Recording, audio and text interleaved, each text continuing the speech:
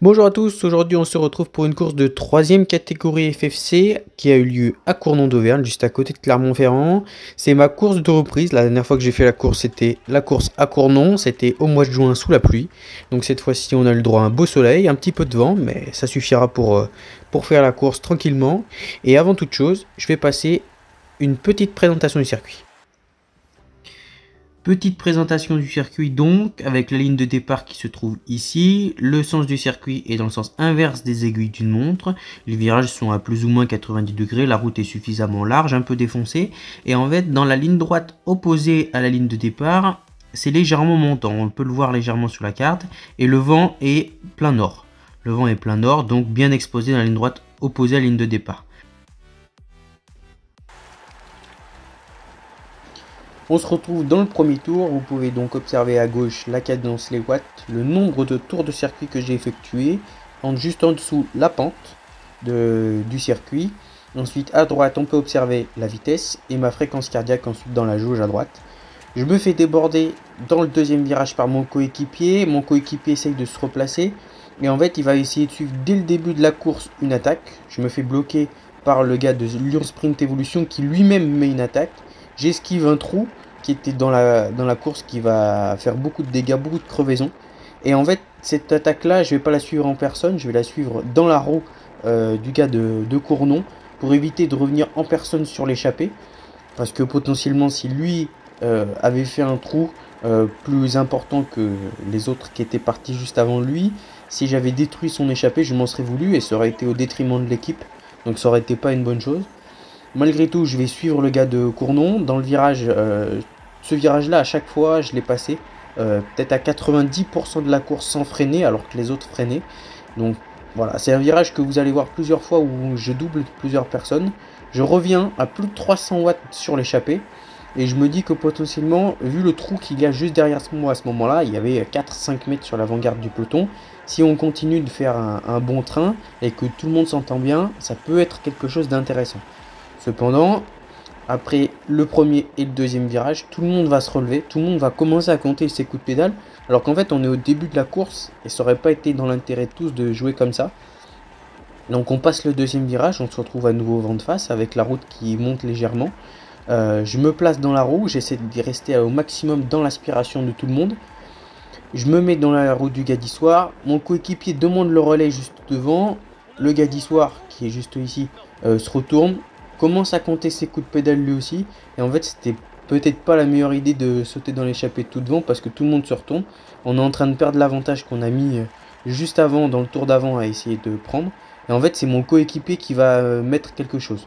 On repasse au-dessus des 400 watts, je me mets dans sa roue, il me commence à mettre un bon train, on fait le virage, et à ce moment-là, il est en train de se dire, est-ce qu'on n'en mettrait pas une à deux? Il m'a vu dans sa roue, il se retourne à nouveau, il voit qu'on est en train d'étirer tout le peloton, tout le monde est en train de vraiment souffrir sur ce virage-là, tout le monde est en train de se poser la question, est-ce que ça va partir? Est-ce que tout le monde veut être bien placé? Absolument, tout le monde veut être bien placé à ce moment-là de la course, tout le monde est bien étiré. Il me demande un relais, je prends pas, il réappuie encore plus fort sur les pédales, on passe la ligne d'arrivée à 50 km/h environ, donc on passe quand même très fort pour dire qu'on est au début de la course. Voilà, on se dit que potentiellement ça va marcher, on fait le premier virage, on passe le premier virage avec du vent toujours, donc voilà, ça décale les vélos. Malgré tout, on se dit ça va marcher, ça va marcher. Plus de 500 watts, on tient un bon rythme, on étire tout le peloton, encore une fois. Et en fait, je passe le deuxième virage dans la roue de mon coéquipier, mais un peu plus rapide. Et en fait, je me dis potentiellement si lui le prend pas, moi je vais y aller. Et donc je mets mon attaque.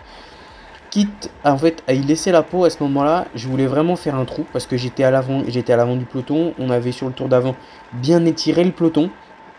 On avait vraiment cherché à étirer au maximum le peloton, à désorganiser les forces en présence parce que on le verra après que c'était très important de jouer ça. Donc je la joue tout seul, quitte à y laisser la peau un peu, mais je voulais vraiment creuser le trou. Faire le trou qui n'a jamais eu lieu en fait dans la course, que j'ai jamais réussi à faire personnellement. J'ai toujours suivi, mais j'ai jamais réussi. On va le voir. Donc à la fin du troisième virage, je me dis potentiellement j'ai quelque chose à jouer. J'avais un trou à ce moment-là. Je passe le virage en pédalant, ce qui n'arrive que très rarement dans cette course. Je passe à fond. J'essaie de vraiment tenir un bon rythme parce qu'on roule assez vite quand même. Mais en fait, j'étais quand même peut-être un peu trop sur la réserve, finalement, je me fais dépasser de toutes parts et ça n'a servi à rien. Voici donc le moment le plus chaud. En fait, je me suis caché un peu derrière, caché à l'abri du vent, essayé d'économiser un peu mes forces. Mais vous voyez le gars en rouge, hop, tout le monde freine, hop, j'ai failli me manger le trottoir, faire une chute collective.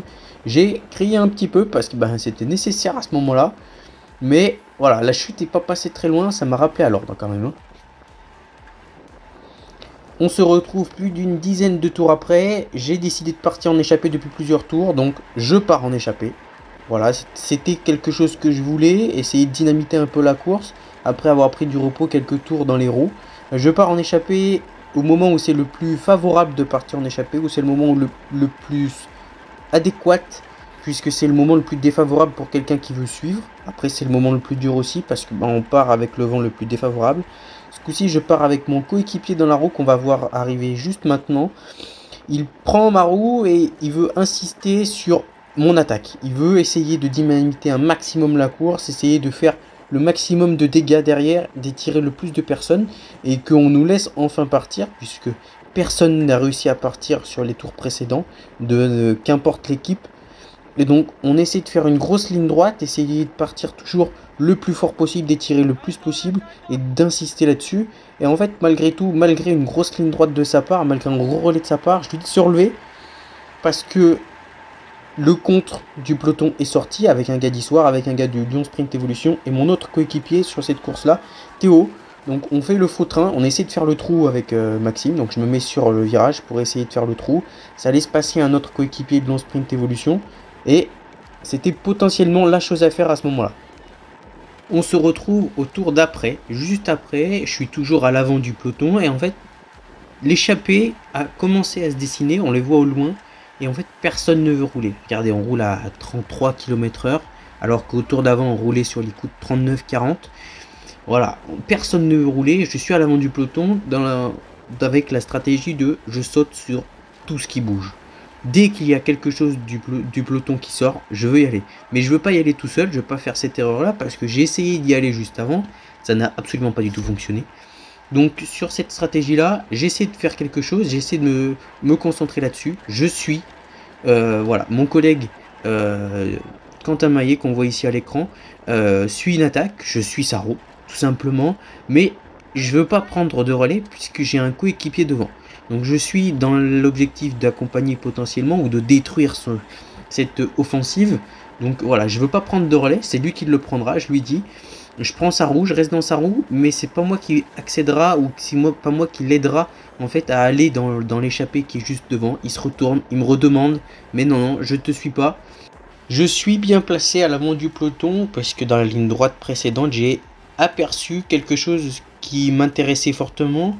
J'ai vu deux gars de Lyon Sprint Evolution se placer correctement à l'avant et réussir à faire le trou que tout le monde a cherché à faire pendant toute la course. Le trou où personne n'était capable de suivre en fait. Je regarde, à ce moment-là je double un adversaire et je vois qu'ils ont réussi à faire le trou. On les voit juste devant. Voilà, ils sont en train de faire le virage actuellement. Voilà, il y a un petit trou, tout le monde est un peu à la limite, moi-même je suis un peu à la limite puisque j'ai essayé un peu toute la course de essayer d'aller dans les échappées, suivre, attaquer personnellement comme je vous ai montré juste avant. Voilà, ils sont en train de réussir à faire le trou que tout le monde a cherché à faire et finalement je prends mes responsabilités, personne ne veut y aller, j'y vais.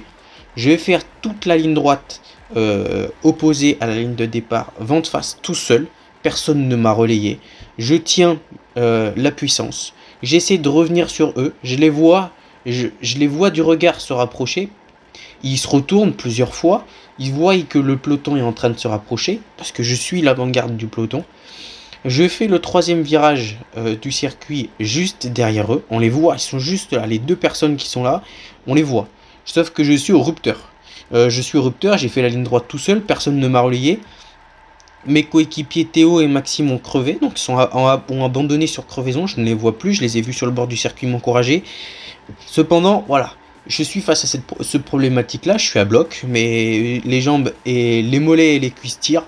Voilà, quelqu'un me donne un relais, mais un relais qui est tellement éphémère que je considère même pas ça comme un relais. Voilà, ils sont juste devant, et en fait, au premier virage du circuit, il reste, c'est l'avant-dernier tour, et ils ont réussi à faire le trou que tout le monde a cherché à faire, et je suis pas capable d'aller les chercher. Je me fais donc dépasser par les deux gars d'histoire, le numéro 10 et le numéro 11. Je me démoralise pas, enfin, du moins pas encore. J'essaie de suivre toujours tout ce qui bouge. Dans cette optique-là, je sais que si les deux personnes de Lyon Sprint Evolution ont réussi à faire le trou que tout le monde a cherché, je me dis que c'est pas encore fini. Donc je reste mobilisé, histoire on remet une couche, tout le monde est attentif à ce moment-là, contrairement aux autres tours un peu précédents. Voilà, tout le monde est un peu enfilé de gain, j'essaie de me cacher un peu du vent parce que c'est important à ce moment-là, on est dans l'avant-dernier tour. J'essaie de me replacer un petit peu à l'avant parce que c'est à ce moment-là potentiellement que ça peut faire des écarts, ça peut frotter un peu parce que tout le monde bataille un petit peu à essayer d'être bien placé devant en fonction du vent, en fonction du peloton, en fonction de comment est tiré le peloton. Donc voilà, j'essaie de me reposer dans cette pseudo ligne droite avant d'entamer le quatrième virage et la ligne droite de départ arrivée. J'essaie de garder le moral, même si dans les cuisses, dans les mollets ça tire, au niveau du cœur, j'ai mangé toutes les provisions que j'avais fait. Ça veut dire que j'avais mangé mes barres, j'avais mangé mes gels, j'ai bu les 2 bidons, même si j'ai bu 3 bidons, j'ai bu tout ce que j'avais, et en fait ça déborde de toutes parts, et je me dis que j'ai potentiellement, on va te lâcher un peu trop de cartouches parce qu'on le voit à l'écran, là ça part à nouveau, et je suis incapable de suivre. On est dans le dernier tour, donc je suis très bien placé.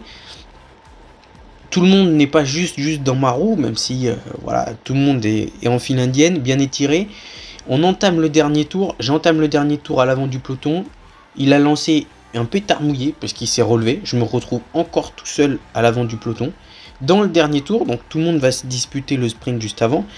On a fait les 3 derniers tours ensemble, où les 3 derniers tours étaient très intenses, parce que j'ai un peu sauté sur tout ce qui est bougé, j'ai mangé du vent, ainsi de suite. Voilà, il y a des mouvements de peloton, je l'entends derrière moi à cet endroit là, donc à côté des conteneurs sur la droite. J'ai entendu une chute derrière moi, même si je sais que quand ça chute c'est jamais très bon. Voilà, ça tire dans les mollets, ça tire dans les cuisses, j'arrive plus trop à suivre, je suis un peu au rupteur. Voilà, j'entame le troisième virage, pas forcément idéalement bien placé, parce que si on veut jouer à la troisième place, il faut quand même être dans les 5-10 premiers, ce qui n'est pas mon cas. Mon cœur est toujours très haut. J'arrive pas à récupérer potentiellement des 3 tours que j'ai fait à bloc juste avant. Je commence à mettre en danseuse. Je vois que tout le monde me pique un peu la trajectoire. C'est un peu fermé devant moi. Et globalement, j'ai fait ma course. J'ai atteint mon objectif qui était de finir la course sur le vélo. Pas avoir de casse matériel. Essayer de me faire plaisir. Et c'était l'essentiel. Donc je finis la course. 64 tours bouclés. Et je passe la ligne d'arrivée avec mon père. Que l'on voit juste à l'écran. Voilà. Mon objectif est réussi, finir cette course, et sûrement qu'on se retrouvera sur d'autres courses avec potentiellement un résultat un peu meilleur que finir dans le peloton. Voilà. On se retrouve donc pour un petit débrief. Donc finalement, on a fait une course à plus de 42 de moyenne. J'ai une fréquence cardiaque inférieure à mon seuil, donc ce qui est très bien. Une puissance moyenne qui était relativement correcte, puisque j'ai passé plus de la moitié de la course dans le peloton, à l'abri du vent. Donc finalement, je m'en sors très bien.